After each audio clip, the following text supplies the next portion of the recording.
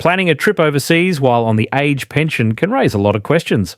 In this video, we'll calmly explain how overseas travel can affect Centrelink payments in general terms. Hello, and welcome back to the channel. If this is your first time here, this channel shares general information about Australian pensions, Centrelink, and senior entitlements based on publicly available government information. If you find this video helpful, please consider liking it and subscribing to the channel so you can stay informed. My Telegram link is in the description if you want to ask something. Today we're talking about overseas travel and how it can affect the age pension and some Centrelink payments. This is a topic many seniors look up before planning a holiday or visiting family overseas, and it's important to understand the general rules so there are no surprises. Please remember, this video is for general information only. It is not official advice, and individual situations can be different. For personal guidance, Services Australia should always be your main point of contact. Many Australians receiving the age pension enjoy travelling overseas. Some people travel for short holidays, while others go for longer stays to visit family or attend important events. The Australian age pension is designed to support eligible residents, but there are specific rules about how payments are treated when someone leaves the country. In general terms, the age pension is considered a portable payment. This means it can usually continue for a period of time while a person is outside Australia. However, how long it continues and whether the amount changes can depend on individual circumstances, residency history, and how long the person remains overseas. When a person leaves Australia, Centrelink is automatically notified through immigration records.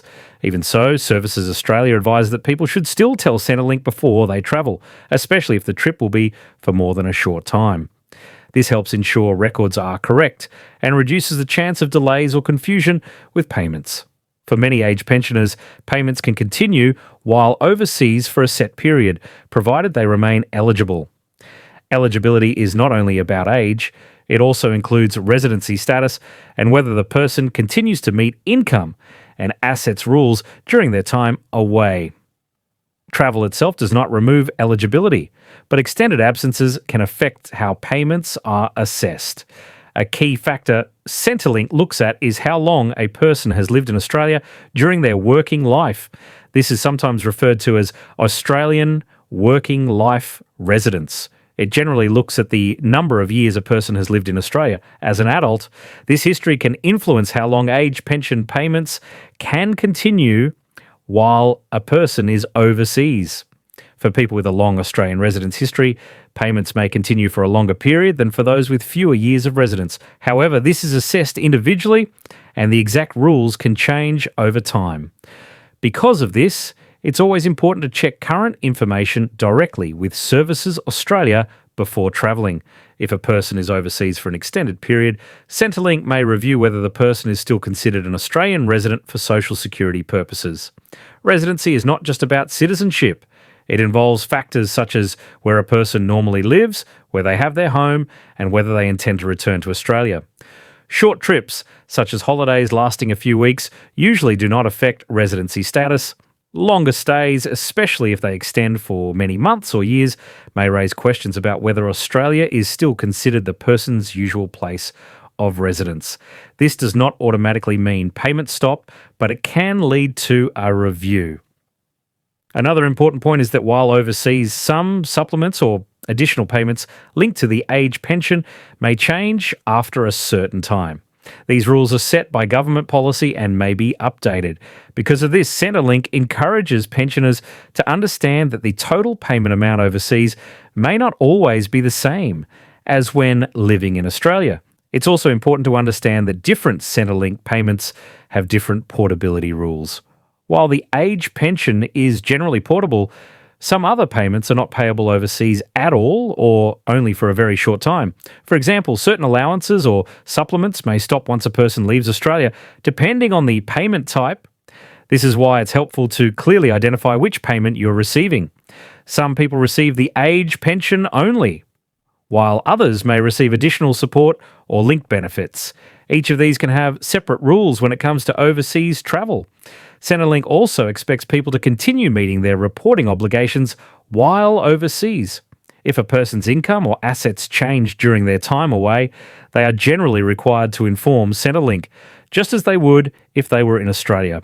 This includes changes such as receiving income from overseas sources or changes to bank balances. Failing to update Centrelink about relevant changes can lead to overpayments, which may later need to be repaid. This is not about punishment, but about ensuring the payment remains accurate under the rules. Keeping Centrelink informed helps avoid stress later on. Another point that often causes confusion is returning to Australia. When a person comes back, their payment may automatically adjust, but in some cases, Centrelink may review their situation again. This can include checking residency status and confirming ongoing eligibility. It's also worth mentioning that some people travel frequently, moving in and out of Australia several times a year.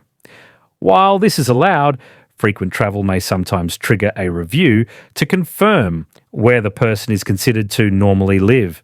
Again, this does not mean payments will stop, but it does mean Centrelink may ask questions. For people who plan to live overseas long term, it's especially important to speak with Services Australia before leaving.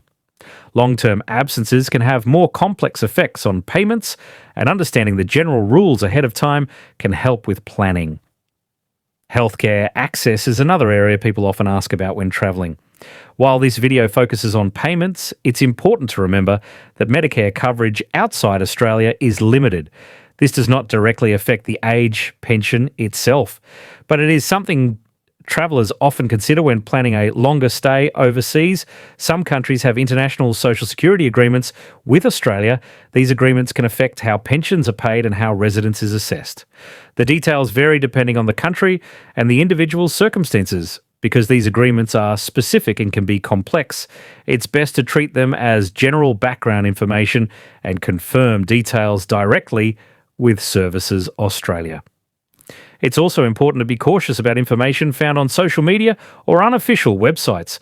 Rules around overseas travel and pensions can change, and misinformation can cause unnecessary worry. Official government sources remain the most reliable place for current and accurate information. For seniors who are unsure whether a planned trip might affect their payment, contacting Centrelink before travelling is often the safest approach. This allows questions to be addressed calmly and helps ensure expectations are clear.